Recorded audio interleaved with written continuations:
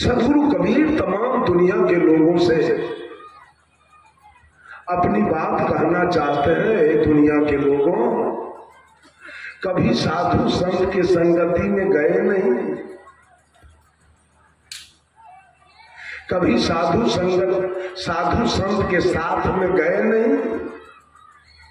आखिर दो बातें हैं, कबहू न भयऊ संग अरु साथा। अगर दोनों का अर्थ समानांतर हो तो एक बार में दो बात बोलने की कोई आवश्यकता नहीं है। एक है संग और दूसरा है साथ।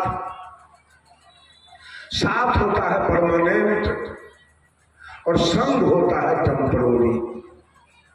संग होता है कुछ दिन के लिए, संग होता है कुछ देर के लिए, साथ होता है पूरे जीवन का। साहब कबीर ये दोनों बात मानव से पूछते हैं। कभी गए हो साधु संत के संग में, कभी गए हो साधु संत के साथ में। अभी हम लोग जहां बैठे हैं उस साथ श्रोता और वक्ता का संग है। अभी 6 बजेगा ये संग टूट जाएगा। विद्यालय में जाइए तो विद्यार्थी और अध्यापक का संग है 4 बजे तक। 4 बजे की घंटी लगेगी, विद्यार्थी और अध्यापक का संग टूट जाएगा। खेत में जाइए तो किसान मजदूर का संग है। शाम होगी, किसान अपने घर, मजदूर अपने घर, संग टूट जाएगा। बाजार में जाइए तो क्रेता और विक्रेता का संग है। शाम होगी, रात्रि होगी, क्रेता अपने घर, विक्रेता अपने घर। ये महिलाएं बैठी है, जन्म लिया था कहां? अपने माता पिता के, अपने दादा दादी के यहां, अपने नाना नानी के यहां। आज कहां है? 18 से 15 से 18 20 बरस तक संग में रही है। मां के संग में, पिता के संग में, भाई के संग में, भाभी के संग में, गांव घर के सखी सहेली के संग में, दादी के संग में, दादा के संग में, संग में रही। और 18 से 20 बरस के अंदर एक ओरिजिनल साथी मिल गया दूल्हा। सब संगी को छोड़ दिया, सारे संगी छूट गए और दूल्हा के साथ चली गई ससुराल। इसलिए कि वो साथी मिला पूरे अंत तक का। ये साथी मिले कुछ दिन के लिए और ये साथी मिल गए सब दिन के लिए, अंत तक के लिए। सदगुरु कबीर तमाम दुनिया के लोगों से पूछते हैं, गए नहीं कभी साधु संत के संग में? साधु संत के एक भी बात, एक भी विचार आपके जीवन में कहीं उतर गया तो पूरे जीवन का उद्धार हो जाए।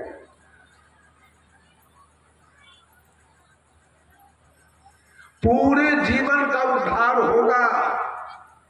लेकिन आज मनुष्य साधु संत की संगति से कतरा रहा, जाना नहीं चाह रहा। क्यों? आकर्षण होता है चुंबक में, आकर्षण चुंबक में होता है। पारसमणि पत्थर तो बिल्कुल न्यूट्रल होता है, उसमें कोई आकर्षण नहीं। हम एक तरफ पारसमणि पत्थर को रखते हैं, एक तरफ चुंबक को रखते हैं और बीच में हम लोहा को रखते हैं। लोहा का खिंचाव किधर होगा? चुंबक की तरफ। चुंबक लोहा को अपनी ओर खींच ले। पारस में वो शक्ति नहीं है, पारस बिल्कुल न्यूट्रल है, वो नहीं खींच पाएगा। लेकिन यदि चुंबक के संपर्क में वो लोहा गया, लोहा में क्या परिवर्तन होगा, क्या तब्दीली आएगी, क्या रूपांतरण होगा? कुछ नहीं, लोहा लोहा रह जाएगा। लेकिन उस लोहा को अगर पारस में संपर्क कराया जाए तो वो लोहा सोना बन जाएगा। ये जगत्र में जगह जगह काल ने अपना चुंबक लगाया है।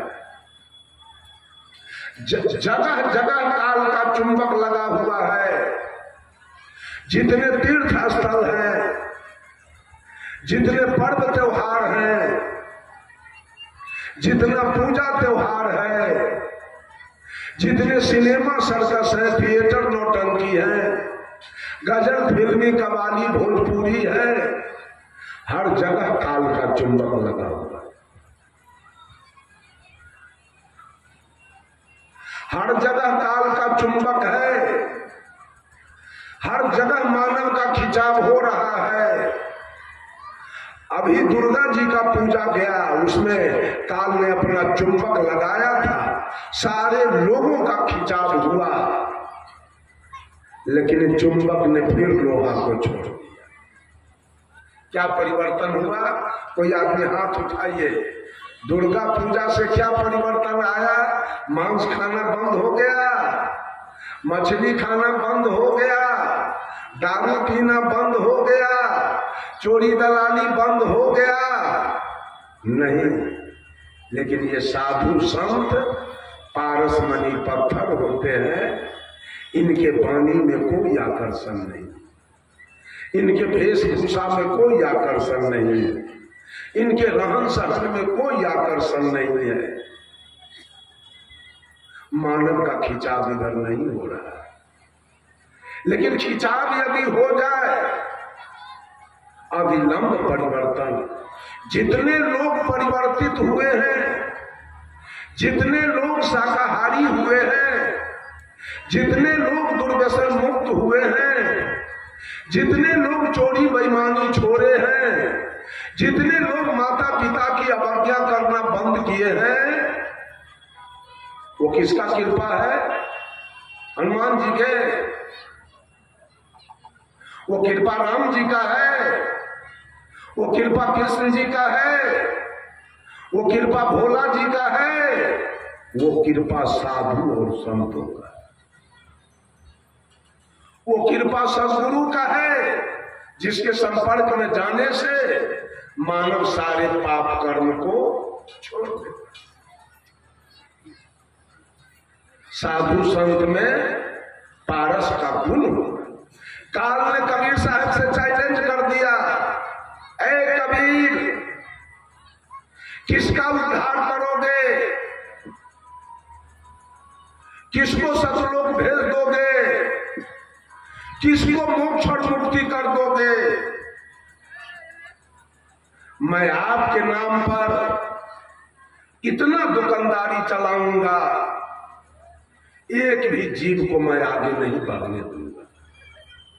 और चैलेंज किया,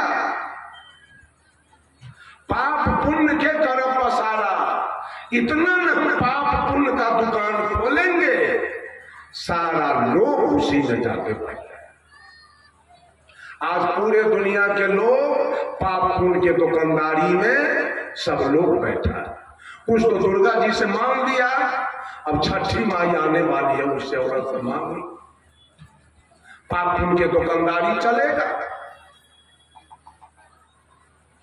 कुछ भोला बाबा से जाके बैजनाथ धाम में मांग लिए,